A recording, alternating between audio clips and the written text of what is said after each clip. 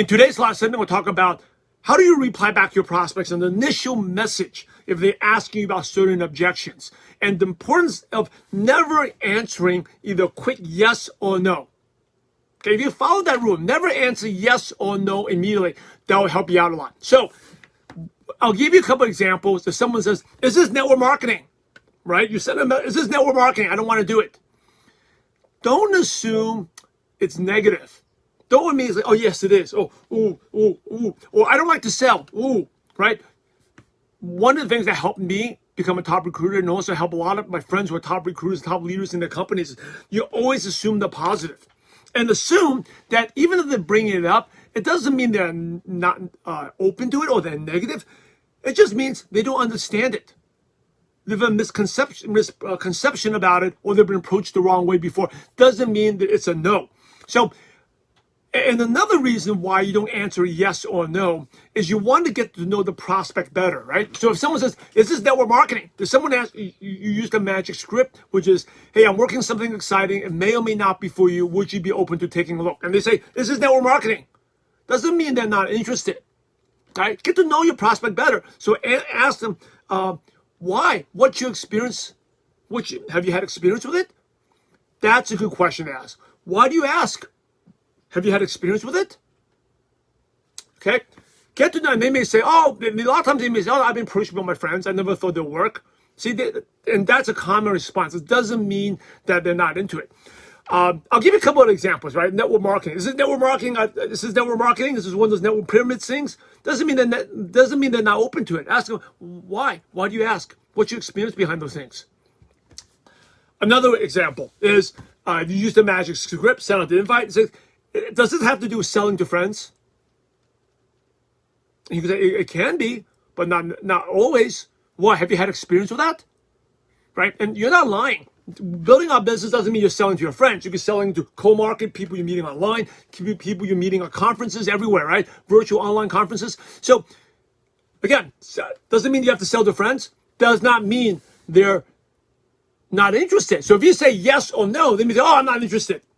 Right? And then all of a sudden you lose them. So ask them, hey, it can be. What's your experience? Why? It doesn't always have to be. What's your experience? Have you had experience with that? Much better question. And then when they start coming out, you get to know what the needs, wants are, and whether they have a real objection or not. And often, again, it's a misconception. Another example is, does it mean you have to spam messages online? Right? Spam people online? Not really. Not always. Why? Have you had experience with that? Someone else put an objection, saying, well, if it has to do with what you're doing, obviously it's not working.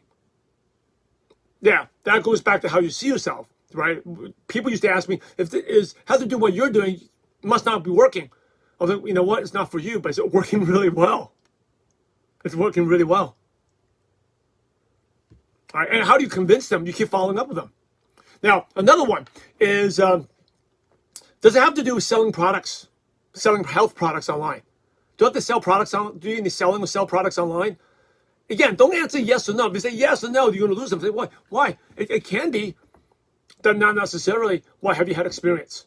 Right? So those are different examples you can use. Don't answer yes or no, because then like the road just stops there. The conversation just stops. You can't go anywhere. You always want something to work with. And a lot of your prospects, again, it's not like they're not interested. They're just have a misconception of it or approach the wrong way. Doesn't mean that it's a flat no, right? Until they get you to know, don't automatically assume it. So when now, if the conversation has been going for a long time, then you can answer yes or no. But in the beginning, don't just give them immediate yes or no, because then the conversation stops. Okay, so your action step is number one, don't assume negative. If you want to be a top recruiter and a top salesperson in any business, whether you're selling cars, real estate, or Girl Scout cookies, or whatever, you're going door to door, never assume negative, right? If you're a Girl Scout cookie, they're going knocking door to door. They're not saying, oh, the lights are off. They're not home. They're knocking anyway. At least the top sales, the girl who's selling the most cookies, they're knocking anyway. So don't assume negative. Number two, never say yes or no in the first message, first interaction, right? Ask about their experience. Hey, what do you know about that? And good questions. Have you had experience with that? That will make you a much effective recruiter, and you're going to open up conversations that you never thought you had. So do that. Remember, never say yes or no immediately when someone brings up that objection.